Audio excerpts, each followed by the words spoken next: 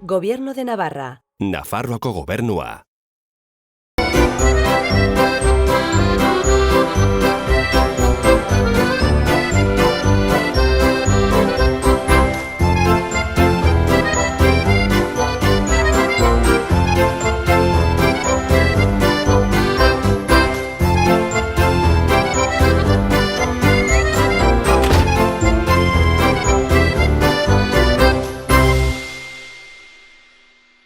Arratsaldeon eta ongi etorriak beste behin ere Euskal City saio berri batera. Gaurkoan gurekin bi gazte izanen ditugu, Odei eta Ulises, Aldezarretik eta Arrotxapeatik etorri zaizkigu gai interesgarriak jorratzeko asmoz. Seguraski gauza asko izango dituzte komunean eta egurra emateko prest etorri direla dirudi. Beraz, goazen haiek ezagutzera. Ulises, 24 urte ditut. Herria Iruña, Aldezarra, eta, orain noa Txanteara, eta banaiz mantenimendu teknikaria. Odei, euskara irakaslea, 33 urte, eta Arrotxapean bizi naiz, Eibartarra berez. Ulises naiz, hori Aldezarrekoa betikoa, naiz eta, Iruña herriko auzo ia guztietan bizi izan naiz, txikitan. Hori 24 urte, bete nituen pasan astean, eta mantenimenduan ibiltzen naiz lanean. Eta pedagogia ikasten dut nire kauz, gustatzen zait. Neu Odei, Eibartarra, hori euskara irakasle diardot, aekan, lanian jardun dutelan gauza diferentetan, baina urte batzu badira aekan diardotela, eta Arrotxapean bizi naiz, oin urte betetxu bat, da hoxe. Zaharra, berez, baina nire familiako batek bakarrik daki euskaraz, eta batez ere oso hurbileko pertsonekin eta kuadrillakoekin batzutan, baina kostata. Zuka eta euskalkia, azken aldian ibili naiz goizutar batekin harremanetan asko eta pixka bat pegatu zaizkit hitz batzuk edo, baina batuan. Gustatuko litzaidake, baina dira esparru asko zeintzuk daude bideratuta gaztelaniara eta orduan ezin da. Euskaldun zaharra izateko suertiakat, hemen, eta euskeraz lagun konkretu batzuekin kenduta nire bizitza gehizena euskeraz da. Egoerian arabera. Segun zeinekin igual batuan, segun zeinekin igual euskalki izan, eta iketan edo zuketan beste horren beste. Bizi naizen auzoan kostata, baina topatu zeinke modua eta espazioak euskeraz bizitzeko, da ni neu nahiko euskeraz bizi naiz bertan. Kaixo, Odei eta Ulises, zer moz? Ongi? Hasiko gara pixkat zuen auzo edo herrien inguruan solasean, hasiko zarete, bete esan da. Horren utziko izkizuet hemen mahai gainean, pixka bat horri buruz hitz egiteko hainbat gai edo ea nola ikusten dituzuen bi auzoak, ea antzekotasunik topatzen zuen, pixka bat horren inguruan solasteko eskatuko dizuet, bale? Bale.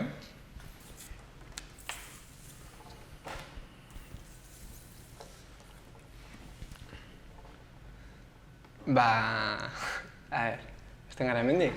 Bota? Bakoitzaren zaletasuna garatzeko aukerarik duzue herrian barra auzoan. Zuk? Zein da zure zaletasuna?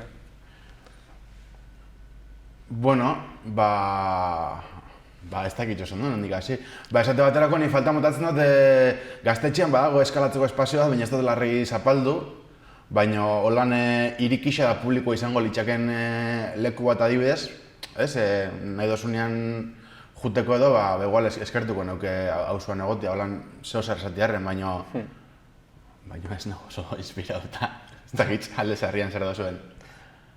Eski zaletasuna, ez dakit, gustatuko litzaidake, bizi gehiago edukitzea auzoa, herri bat moduan edo, oraingo herriak igual ez dute, badute bizitza, baina igual lehen bazuten bizitza gehiago, ez? Eta gustatuko litzaidake Aldezarra izatea bizitza gehiago.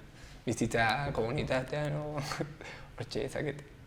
Eta hor biziko nintzake, pues, oso gustora. Eta gero, Euskararen erabilera zure auzoan. Jo, pues ni hori Iruñan bizi izan nintzen garai baten, orain bueltonez bain dela ona temporada desentetxu gaia, eta egia zen erauzuan Rotxapean nahiko harritsuta nao euskeria desente entzuten dalako, eta batzuetan topo dudazulan momentu batzuk edo, esan duzuna, hostia. Beti Iruñean ematen da berderaz bizi dela jentia da ez dakiz zer, eta pasau jatan oine konfinamendu denporan esate baterako, karnizer izan egon, arate izan egon, eta bengo zen 8 persona, 5 persona, 5 bezero edo, eta 3 langile. Eta izan momentu igualean 3 elkarrizketa, eta 3 elkarrizketak ziren euskeraz. Hostia, bitxu izan da Rotxapean. Eta nahiko anekdotikoa da igual, ez? Igual gero jendian jarreria bada ona orokorrian, disgustoren bat bai eukidot, estankoren batian, baina orokorrian jarrera ona topatzen duzu, baina egon bilatu eskero da zuk jardun eskero, nik uste euskeraz jarduten den jentia egon badaola, eta hori egizia zen posgarri iruditzen jata. Harritxu nahu, nik espero, baina geixo topa gotelako. Aldezaren nire ustez, antzeko. Azkenean nire ustez, ere dela bilatzea eta igual harakindegi batean ez dela hola izango, eta igual, digamos, sektorizatzen diela pixkat auzoak eta bakizu non erosi, eta ez euskarengatik, baizik eta, bueno, no sé, pues igual ezaguna duzu, delako ezakin noren nama, eta sortzen dira olako erdi, no sé, ere, no sé, como bi auzo bezala, ez? Komunitate txikiak edo... Bai. Puntu bat arte, onuragarriak direla, pues, pixka bat moldatu ezarelako igual komunitate horietan euskeraz, baina beste puntu bat arte, da como gu eta zu, eta gu mugitzen gara hemendik, eta...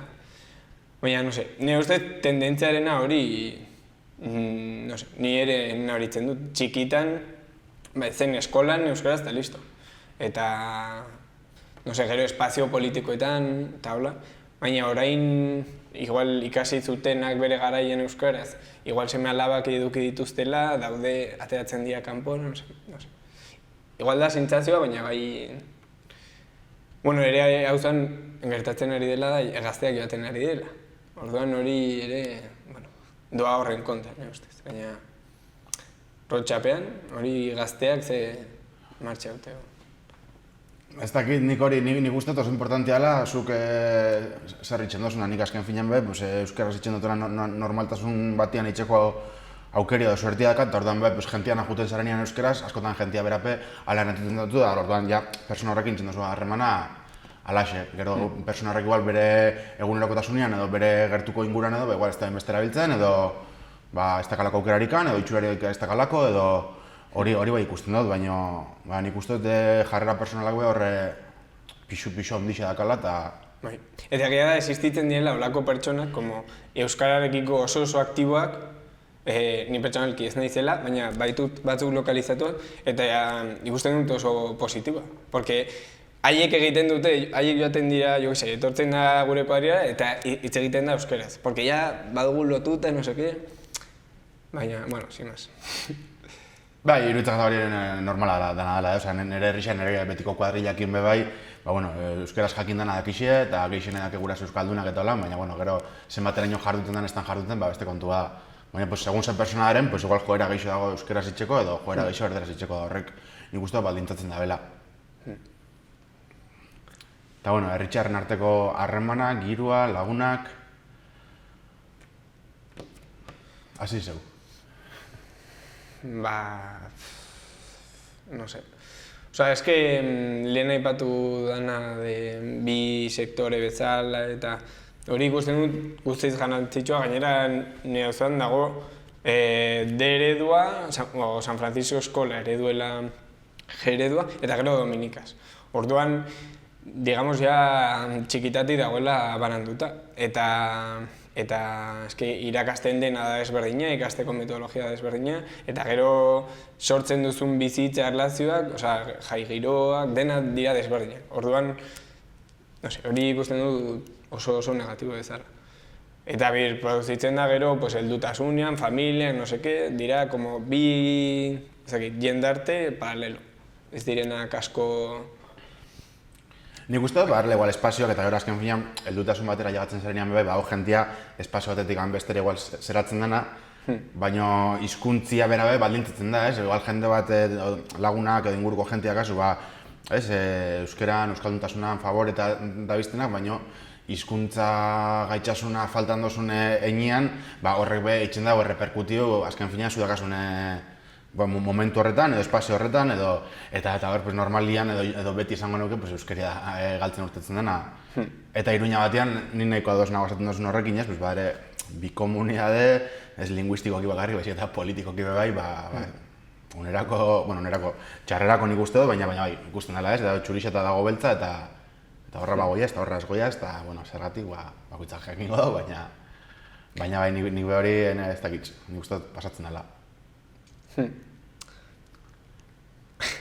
Egin barko genuke pasatzeko, ez? Ezakit, badaude moduak, baina pixkat sintesi bat edo eraikitzen joateko komunitate, ezakit, misto bat edo...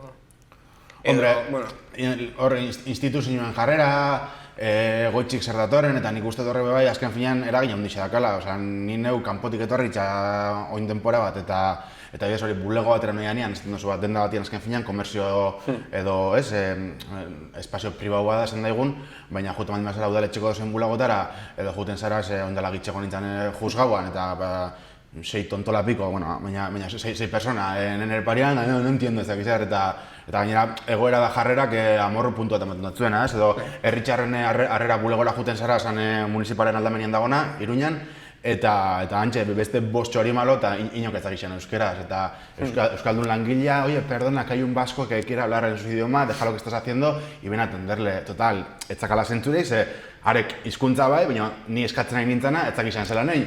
Orduan, pues da, a ver, ¿y esto cómo tiene que hacer? Pues egin behar duzu horrela. Eta ez, lago triangulo bat, sin sentido bat, vale, ni espainolez mintzatu nahi koin, nire eskubidea, nire euskera zeitxe, ez da. Eta eruditzen jata, pues hondikan alde horretatik asko dagoela aitzeko, normalizatzeko, eta sinceramente euskaldun bezala morra garrizia aitxe jata.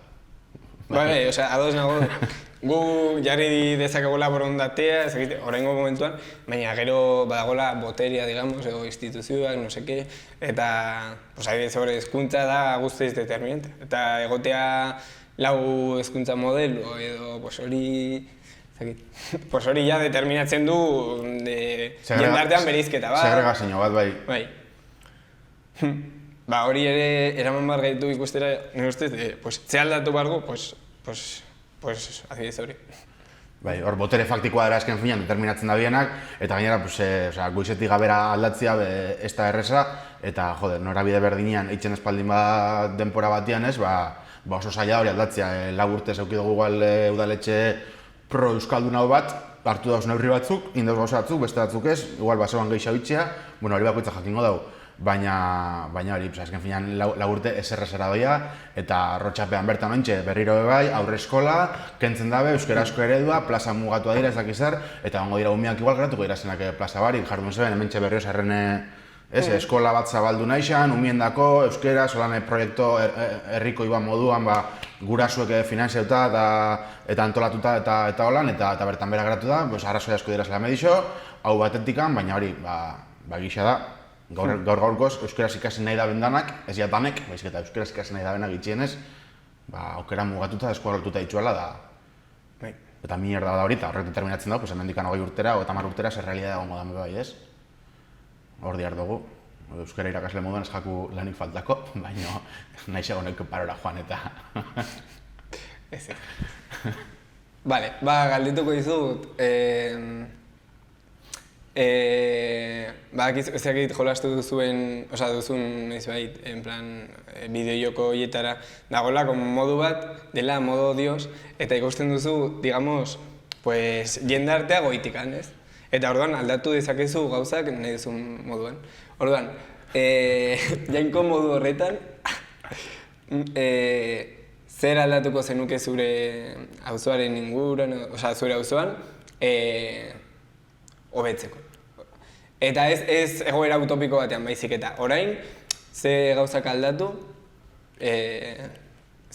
epe motz edo ertain batera, aldaketa onuragarri bat ekartzen. Bale. Euskaldunduko neuske, hezkuntza, osasuna, zerbitzu publikoak eta poliziak enduko neuke. Ez berezikin ere usuan asko dagoelako, inguruan eta bai, baina bueno, pues uste herri honetan da gaur-gaurkoz poliziak ez dara larri aportatzen eta jota sobra ondagon zera badala diru bat gastatzea. Baina orduan, multa bat... Hori beti esaten dute... Baina eske orduan lapurtzen dizutenean nori dituko diot. Bueno, pues komunitatea baldin badago, pues komunitatea eukiko moduak bai, pues elkar babesteko eta arazoen baldin badago eta ez dakit, pues nire konek bizi auzo batean, nun laganiken atia zabalik edo bizikletak ando barik eta tranquilo. Eta ezagutzen zara, deitzen zara... Claro, egoera sozioekonomikoa bai, zer ikusi zuzena da, azken finean, lapurretak eta delinkuentzia ez dakiz nun dago, pues azken finean hori asko da, behintzat maila bajuko delinkuentzia esan daiguna, milioiak lapurtzen ez dituen delinkuenten figura hori, pues azken finean pobrezia edo klase ekonomiko aldetikan, sozioekonomikamente, karentzia dituan komunitatean pasatzen dira zen realidadea dira, ez? Hori aldatuko balitz, pues bestia behin guztot jungo litzakela ondo. Orduan, hori zehazte gehiago edo? Ez, horrekin konformako nintzake, joder, hori lortuko balitz, la hostia, izango litzake. Eta nik zuri galderia bai. Venga, pues alkoa zinoelan plaz, hizkuntza bat ikasi, ze hizkuntza guztoko litzak izun jakitzea, ze gaitxik. Hostia. Árabe, igual... no sé, ikasi ditudan hitz batzuk, eta hola entzun da ere, iruditzen zai oso... Bueno, ez. Bueno, ez da. Ez que árabe gustatzen zai... Bai, oso esan bibe bai. Baina ez que benetan gustatuko litzateke ingelesez moldatzea ongi eta hitz egin ahal izatea arazorik gabe. Porque, izan ditudan momentu batzutan, behar izan dut, beste herrialdeetako pertsona batzuekin eta nahiz da izan hizkuntza imperialista, no seke, benetan niri afektatu dit erlazio hori eraikitze edo komunikatzeko. Orduan, edo ingelesa edo arabe.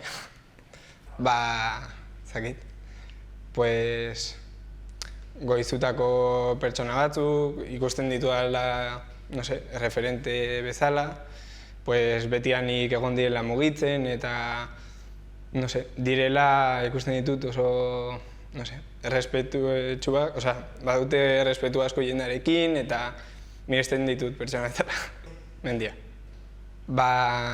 Musika denetarik, no sé, gehien motibatzen hauena da salsa, kumbia, kalipso, funkia eta holako gauzak dantzagarriak, nahiz eta oso gaizki egiten dudan dantza, eta ez dut jotzen instrumentorik. Baina gustatzen zait, simasukitzea. Eta biak ezakit. Andonia gaina. Mendira. Pitin bat danetik entzuten dut, temporadan arabera bata edo bestia gehiago, eta gitarriak inaz nintzen oin laburte, baina, bueno, beste munduko gauzarik ez. Momentuen arabera. Euskaldunduko da errotxapea, besterainoko iritsiko da? Bai. Uste duzu baietz? Bai. Eta noiz? Gutxi barro, espero. 15 urte. 15 urte barro hori zuz. Bueno, hemen utziko dizkizuet beste gai orokortxeago batzuk. Hola, batekin hasi eta ea nola zehazten, bale? Eta, bueno, hor nahi beste sakondu, ea zer ekartzen zuen burura, ea zuek nola bizi izan duzuen gai hori, edo, bueno, beste gabe, nahi duzuena. Arrazakeria dago pilpilean, ez? Amerikan horre gatillo fácil eta rollo horrekin esate baterako. Arrazakeria eta lehen komentatu duzun, no sé, egoera sozioekonomiko, ez da arrazakeria, baina noren kontra, txiroen, ze auzoetan ematen da, ez. Aldatzen dugu, bueno, ezakit. Ni drogen inguruan badut asko esateko, ezakit. Pero es que ikusten dut, Iruñerriko gazterian, ikusten dugula, 80. hamarkadako gazteri hori, kaballo, heroina, olako gauzak, urrun bezala eta nola zegoen drogatzen zirenak kaleetan, zen ikusgarria. Baina gaur egun, ez da kaleetan ematen, eta ematen da igual bajeretan, etxean, eta igual kontsumitzen diren drogak ez dira inbeste ikusten, edo ez dute olako ondorio latzak sortzen, baina bai bestelako ondorio batzuk, sedentarismoa, ez mugiaraztea, ebaditzea zure arazoetaz eta ez konfrontatzea arazoaz, eta, no se, iruditzen zait geroz eta larriagoa dela arazoa. Eta gero ikusiz ere hitz egiten Barcelona eta Madrileko lagun batzuekin, esaten dutela hor ja dela, no se, kriston problematiko, ja atrabesatzen duela gazteria eta determinatzen du, auzo batean gazteria nola mugitzen den, determinatzen du guztia. Eta orduan, hori gertatu baino lehen, igual, hartu behar dugula, hasi behar garela hitz egiten, edo lantzen, edo ezakit. Hombre, nik uste dut droga konsumoa, gazterixakin lotu bai, baina droga konsumoa ez da bakarri gazterixan afera bat edo esango nuke, eta bai, segun ze estatus sozialetatik zatu zen, igual gehiago batera edo bestera, gero drogak bai, beti droga ilegalekin lotzen dugu, baina ere beste droga batzuk, farmaziak azken finean bai, ez dakit, egunero pastilla konsumitzen dintxuan jentia egonkortasun psikologiko baterako, edo ondo deskansatzeko, edo hor nik uste dut beste adikzio batzuk, batzutan igual ez dira zen hain presente ukitzen. Eta gero nik uste dut, bai droga batzuk jai esferetan, konsumitzen dira zenak, normaltasun batekin, eta horreri buruz be, bizitza normalakin jarraitzeko aukeria ematen dutzu igual, arazo potolorik sortzen ez dutun bitxartean, funtzionatzen dut, ondo daroiet, egunerokotasunean banabil, egunen batean disparatzen jatzu eta krisi badakazu, ostia, baina hori pasatzen ez den bitxartean, aurrera, eta poltsikoak ematen baldin batzu hori konsumitzeko, da guraso, da funtzionario, da gizarte langile, eta funtzionatzen dago eta horreri buruz ez da berbaitzen. Eta nik uste dut azken finean hori eziketan eta normalizazioan dagoela, drogia beti egongo da hor, baina hori droga horren kudeak eta arduratzu bat eitxea, hori norberan ardura izango da, eta hori nik uste dut eziketatik etorri beharreko sortzea dela, ez eziketa esparru formaletan edo eskolan bakarri, baizik eta gizarte maila baten. Gero horrekin lotuta, pantailen erabilera, batez ere hezkuntza arloan, edo hezkuntzako ikuspegi horretatik, txikien ganda pasada bat nola afektatzen duen, eta ez dugu ikusten ari ze ondorio ekarriko dituen. Eta nire ustez, ezkerrak edo mugimendu irailtzaileek edo ezakit, ez dutela edo mai gaineratzen gai horiek, ez dute, drogak, guazen hausnarketa bat egitera eta guazen lantzera, edo, pantailen erabilera. Adikzioa izan leike bai pantalla, adikzioa izan leike jokua eta pantalla gaur egun neko lotuta ere, postu etxien rolloekin, aplikazioekin, azken finean gaur egun hori, ez da droga bakarri, baizik eta adikzioa, eta adikzioa ez da zetan izan droga zera bat, baizik eta pantalla bat pantalla bateri begira gotea bai egun osoa, eta gotea pendiente horrek pititzen da emakoitzean telefonuak edo, ze erabilerak agun horrena, eta ze erabilera hori arduratzua edo ez edo, nik uste dut, ez da bai dagarri izan leikela bai.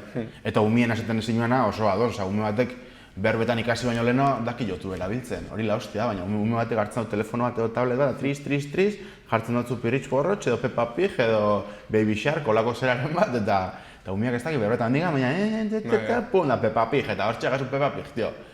Eta hori, ez dakit oso ondo zelan interpretatu, baina txekata nire ikasi violentua. Duela gutxi irakurri nuen liburu bat industria kulturalen inguruan, eta aipatzen zuen Murtzian egindako ikerketa batean ateratzen zela. zen DBH lehenengo mailatik, bigarren batxilergo arte. Eta ez dakit zenbat ordu bat eratzen zen, egunero, pantaien erabilera, edo musika ere sartzen zen. Osa, pantaiak edo musika, industria kulturala. Eta baina zen, lehenengo DBH-en 7 ordu egunean, eta bigarren batxilerren 9, joaten zen handitzen. Eta, ez dago ni oroitzen ez, txikian nintzenean, atera zirela estatutik, kanpaina bat, non markesinetan taula jarri zituzten kartel batzuk, estar, más de 1 hora al ordenador, produce lesiones, holako zeo zer, ez? Pantaiak eta gero ondorio fisiologikoak ezakit zer. Eta, ez gara jabetzen ari, nire ustez, ze ondorio izango dituen. Jada esaten bazuten ordu batekin, orain, hainbeste ordurekin, ezakit zer. Bai, etorkizunean landu behar dugun, ezakit, afera bat. Txartuko dozku erain, mikrotxipa bakunakin batera, txertuakin batera, eta ja, ez dugu beharko pantailaria ikusko duena. Bai, ez dut asko bidaiatu, baina Kubera jo nintzen, pasain urtean. Biajatzia bai, baina sekula nahiz urruti joan, eta ez nahiz horren sale gisa, ez dute zeratzen. Eta azkenengo biajia joan zan asteguran egon nintzen Hinojalde Rio Pisuergan Burgosen.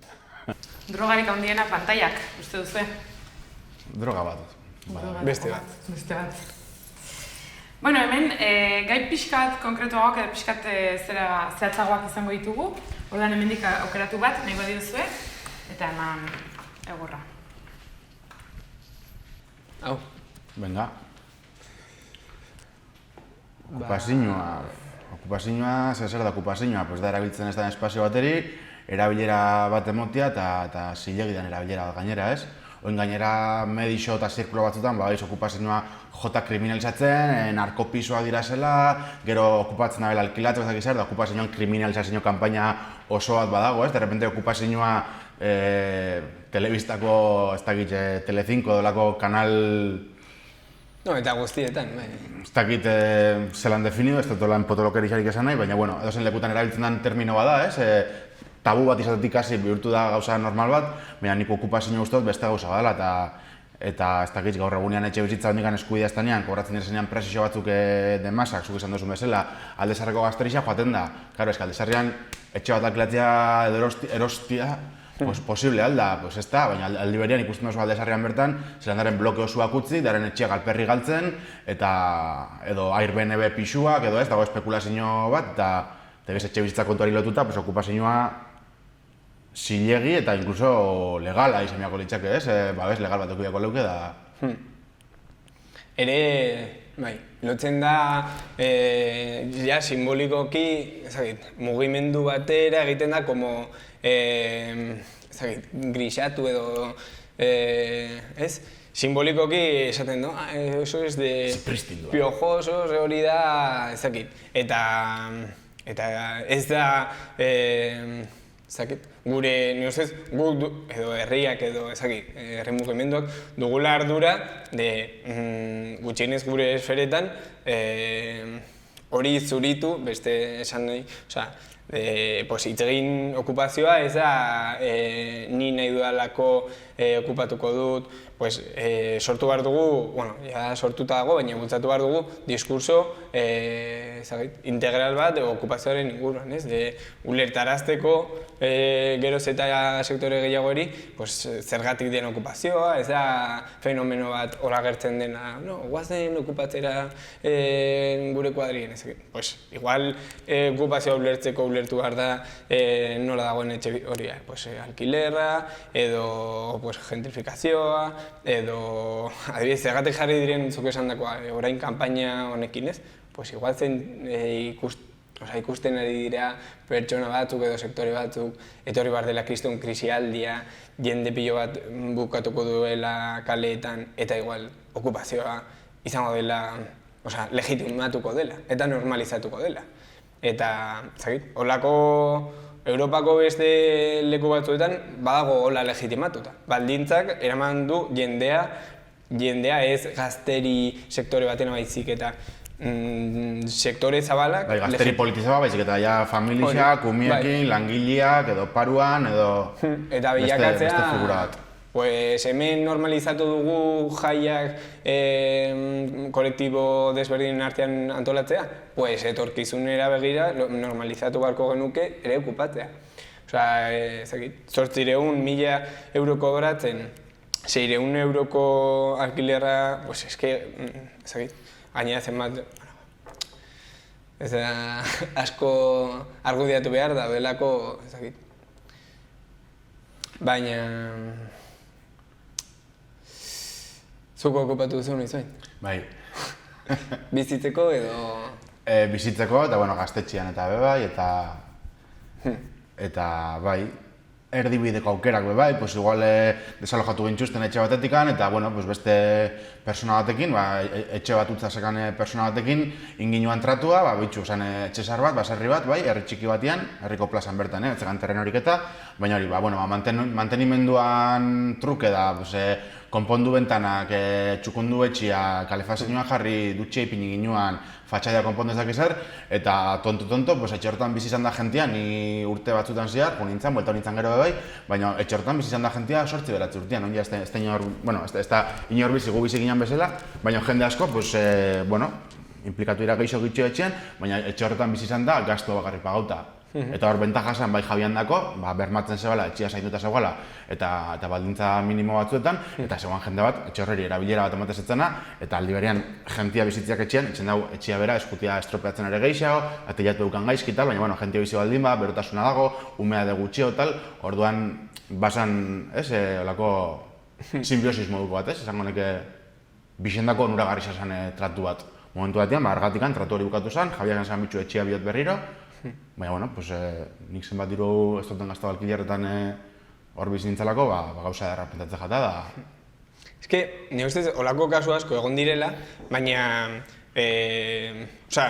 egon dire igual, olako kasuak, pertsona erdi politizatuak okupatzen dutela, gero, okupazio, digamos, politikoa, gaztetxak, no seke, diote Euskal Herrian, eta igual, gero, pues, pertsonak beharra, lehenengoak bezala, baina, igual, pues, migranteak, edo, bueno, ikusten zutela beharra eta ikusten zuten aukera, okupatzen zuten, baina beti, gutxienez, bi hauek egon dira oso isilpean, ez? Eta, digamos, ezkerratik edo, mugitzen garen sektoreetatik, ez dugula eraiki okupazioaren kultura bat, edo, bai politikoaren inguruan, baina ez, beste ere da politikoa da desalojatzen bazaitu duzte, okupatzea, baina diot, bizirauteko okupazio hori, akaso, ez dagoela oso legitimatuta, eta nire ustez, izan behar dela etorkizuneko erronka bat, ez? Sortzea diskurso hori, eta... Okupazioa behi, indogu erregual, etxeari buruz, baina ez da...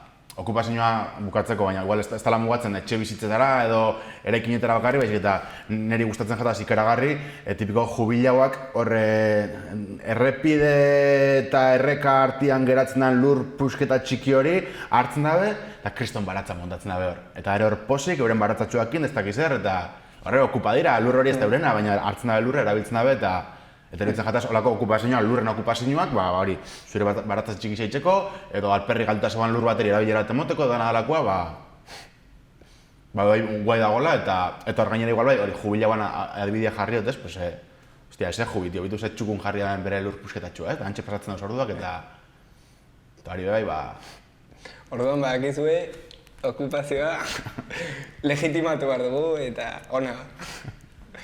Pues batez ere, nire ustez, determinatzen gaituela ingurumen, ez? Azkenean, nahiz eta guk saiatu auzo bat edo beste izan, pues gure auzoa, Alde Zaharra, badu ja sistemaren barruan posizio bat, digamos, eta orduan badago oso baldintzatuta horregatik, eta nire ustez hori dela desberdintzen gaituena batez ere. Ze falta? pues no sé, urtez jende asko egon da auzoarengatik lanean, baina faltatzeagatik pues, jende gehiago eta gauza gehiago. Gaztetxea daka. Eta falta, bueno, euskaldun jente gehiago eskertuko nuke. Bale, argi geratu da, ze pentsatzen zuen okupazioaren inguruan, zer moduz? Bueno, bukatzeko, bi hitz erakutsiko dizkizuet, lehenengoa Luzaideko euskalkian dugu, estakuru deitzen da, estakurua, bai, erabiltzen da, iparraldean ere bai erabiltzen da, eta hau ze izanen da, eman dizkizuet 3 aukera, aitzakia, arantza edo arazoa. Aitzakia, arantza edo arazoa. Aitzakia, baduzu ez dakizara, ez dakuru. Ez dakuru. Irre egin du. Arantza edo? Arantza, arazoa eta hori aitzakia. Aitzakia. Zu diozu... Nik aitzakia egin. Aitzakia? Nil, arantza. Ba, ados jarri behar duzu, hor komentzitzen dena. Talde bat osatu behar da. Aitzakia. Bai. Bai, hori da, aitzakia da, bai, asmatu duzu, Bai. Hori da, fidatu zarelako, Oso ongi. Bigarren hitza da oro bat edo obat, ez dakit oso ongi nola esaten duten erronkarin. Zer, Sibiruan ere esaten da, baina Sibiruan da obat. Eta hitz honek zer esan nahi du, zuen ustez? Aukerak baditzugu? Bai. Baduzue, dena, herentzia edo berdin. Dena, herentzia edo berdin. Dena bai, baina igual errezegi dena, ez? Oro bat. Oro bat, dana izango litzak. Berdin, ez igual. Simple gisa iruditza gata erraza gisa. Ni berdin. Berdin? Venga, pues enguan zurekin fioko garaz. Pues hori da, oso ongi. Aizu da, plazer batzuek hemen izatea, Ulises eta eskerrezko. Ni eskertutzagatik eta nahi duzen arte. Baitxa. Urrengo arte. Agur. Bai.